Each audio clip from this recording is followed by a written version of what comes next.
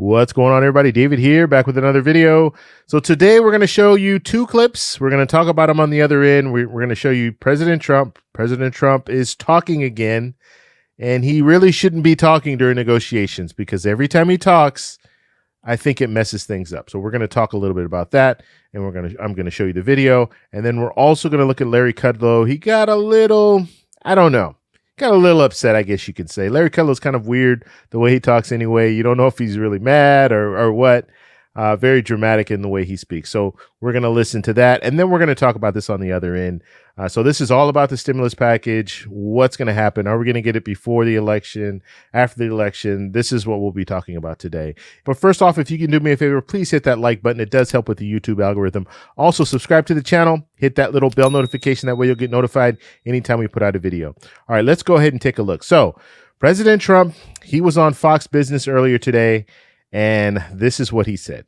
Now, let me talk stimulus. You've offered $1.8 trillion. That's your package. And you said you want to go big. Will you raise your offer above $1.8 trillion? Before he says anything, what do you think he's going to say? It's pretty interesting, right? President Trump, I mean, we're in the middle of a negotiation. 1.8 trillion is on the table right now. What do you think the president's going to say? All right, let's go back. Would, because look, this was not caused by our workers and our people. This was caused by China. And China will pay us back in one form or another. And the money's coming back anyway. I would, absolutely I would. Well, I would pay more. I would go higher. Would you call Go big or go home. I said it yesterday. Go big or go home. But Nancy Pelosi doesn't want to give anything. She thinks it helps her with the election. And I don't think so. I think it hurts her with the election because everyone knows she's holding it up. We're not holding it up. She's holding it up. Would you pick up the phone and call Speaker Pelosi with a higher offer? Sure, I would. But it's, I know my people. I know life. She's got a lot of problems. She's got a lot of mental problems. And it's going to be very hard to do anything with her. She wants to wait till after the election. She thinks it hurts the Republicans. And I don't. I think it hurts them. But, and we're doing well. I think we're going to have a fantastic third quarter. The numbers are going to come out right before the election. But it's not fair. You look at the airlines, and we've got a lot of money sitting here that we can do. All we need is a vote. It's not even new money. It's sitting here, billions sitting here waiting to go. She doesn't want to do anything. And Steve has not been successful in convincing her to do it. And that's, it's okay. Can you do a separate stimulus, like just for the airlines or hotels? Well, I'd like to take the money that's here, and we're looking at that, take the money that we already have and use it in some form and not have to go through the craziness of the radical left, because we're dealing with radical left people. They've lost their minds. At this point, do you expect to get a stimulus package of any kind before I think election? There's a chance. I do, because I think there's a lot of pressure on Pelosi. They have a lot of sane people in the Democrat Party, and I really think that at some point she might very well say, hey, look, I got to do this. They've got a lot of pressure on them. The Republicans are willing to do it. I'd like to see more money because it comes back. It's going to come back anyway. So we're going to take it from China. I'll tell you right now. It's coming out of China. They're the ones that caused this problem. How is it going to work then? How would it work? If they are responsible for it, they've caused it, how will you get money out of them to compensate? Well, there's a lot of ways, okay? There's a lot of ways, and I'll figure every one of them out. I already have them figured out. We've taken billions and billions of dollars over the last couple of years for China. I gave $28 billion to the farmers because they were targeted by China. Put a lot of money into the Treasury. And China paid for it. They devalued their currency. So they paid. A lot of people like to say, oh, but China didn't pay. Well, China did pay, actually. They devalued their currency, and they pumped more money in. You sound well and feisty, Mr. President. Not acceptable. And the world, acceptable. You sound well and feisty. You feeling okay? I feel good. Yeah, I went through the process. We got to do it. All right, I have to just okay. So that was pretty much the end of that portion of the interview when they talked about the stimulus package. Actually, he did go on to say that Stephen Mnuchin is not bringing home the bacon, as he would say, as far as bringing us a deal.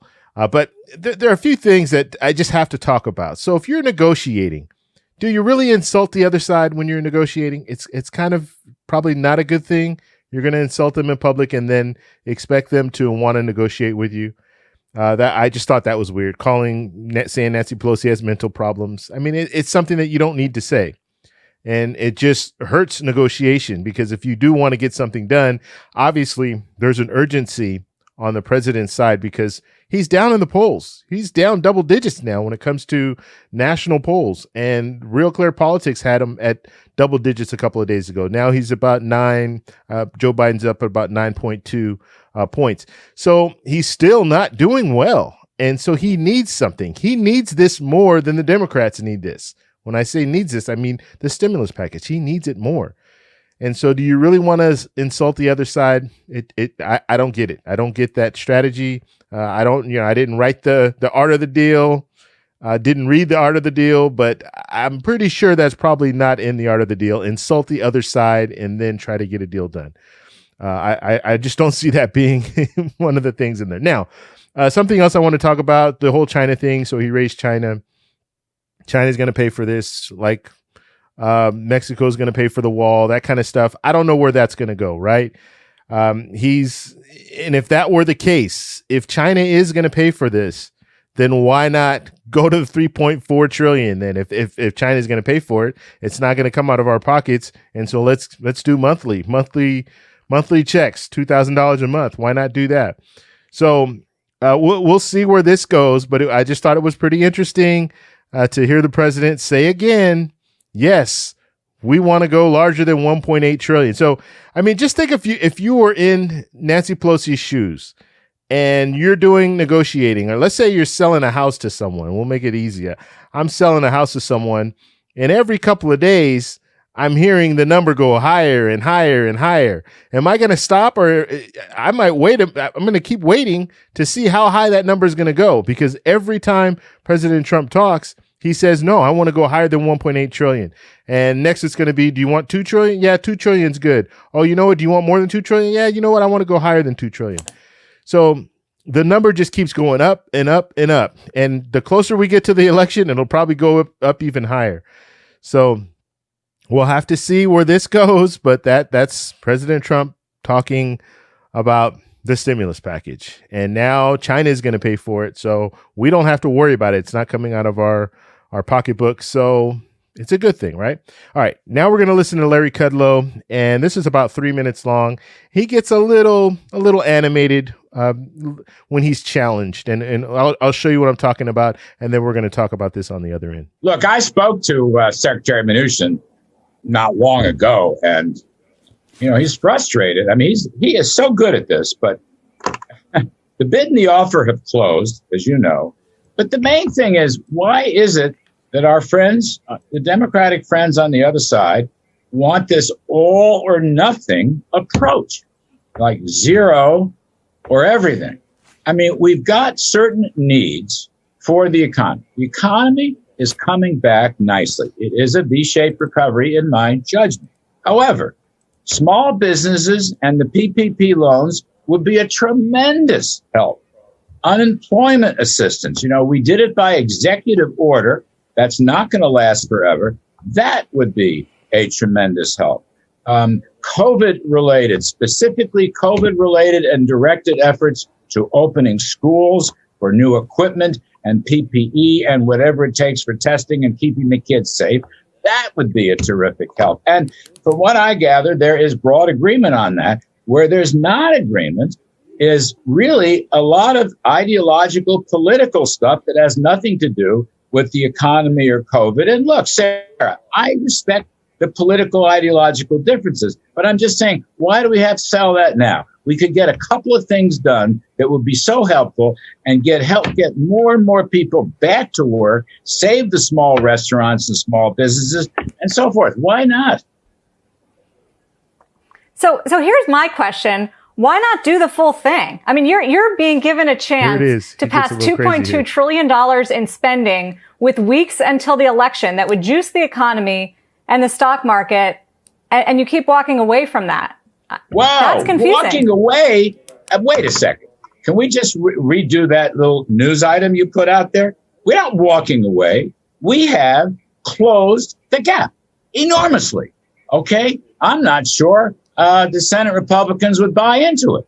But we've gone from the administration's original position was about $1 trillion. Now we're at 1.8 trillion. The Senate Republican original bill was 500 billion. Now they're looking at something much larger. We're not walking away every single day. Chief Meadows, Mark Meadows, Stephen Mnuchin been on the phone. The rest of us talking at different levels and providing support and backup. I mean, Larry, this is. I didn't mean characterize walking away from negotiations. I beg your pardon. There is what I meant was walking away from the two. Away. Sure, but what I meant was you said you don't want to do all or nothing. I'm saying why not do all? Why not do the $2.2 trillion to help this economy when you're being offered that chance ahead of an election at a time when so many Americans need it? Well, really not being offered that chance, if I may. I don't want to involve myself in the negotiations. But I will say this. Many people, I'm going to keep this general, believe that Speaker Pelosi, with respect, keeps stringing us along. So we agree to one thing and now it's another. We agree to another and now it's a third item. You know, we have come a very long way. Here's the. All right. So he kind of goes on to some other thing. Here's the question you should be asking me. That's his next little thing there. So we're not even going to get into all that. But there are some key points that I wanted to look at. So the first thing he talked about is she was basically saying the all or nothing. So why not go with the all or nothing? Why not go with the all instead of the nothing, I guess is a better way to say it. And it makes a lot of sense. Why not go with the 2.2 trillion? And it's right before an election. It's only going to help the White House. It's only going to help President Trump. Even if there are things in there that some Republicans might not be comfortable with, it's only going to help the president because we get something done right before the election. So that's what the interviewer was trying to ask Larry Kudlow, like, why not just do the all? Because if you do nothing, that's really gonna hurt you. And you saw Larry Kudlow, he's trying to go with the, you know what, let's do the piecemeal. He keeps pushing out the piecemeal, right?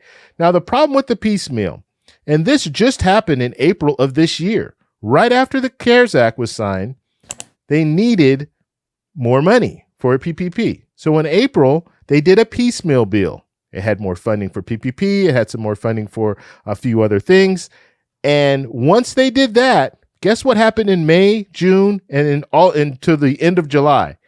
We paused. We had to do a wait and see. Let's wait and see. Let's see how this money affects the economy. So we did kind of an interim bill, piecemeal bill, and then it was over for 3 months. And so that's what Nancy Pelosi is afraid of right now. If we do a piecemeal now, then we're not going to see anything else, period. And so it's one of those deals where it will look good for the White House because we did something, but we won't see the rest of it. And they're not talking about stimulus checks right now. So we're in a situation where if we do a piecemeal and then we don't see anything else, we won't see those stimulus checks. If we do the all, then we'll have everything in there. And one more thing I want to talk about too when it comes to this all or nothing, why not go with the 2.2 trillion? We're seeing right now with the CARES Act, there's money left over. As long as you earmark money, it can only be spent on certain things. So right now they have money left over from the CARES Act. So let's say in this current bill, they go with the 2.2 trillion and they don't spend all the money. Well, then guess what? You have money left over. So it's better to go with the 2.2 trillion. If you don't use it all, you don't use it all and you'll have money left over. Earmark the money for certain things. That way it's not going to go towards the state and local funding that they think you shouldn't be going to, pensions and all this other stuff. It won't go to all that. It'll go to the things that it should be going to, coronavirus relief and all that. That's fine. But when it comes down to it, that's the way to approach it.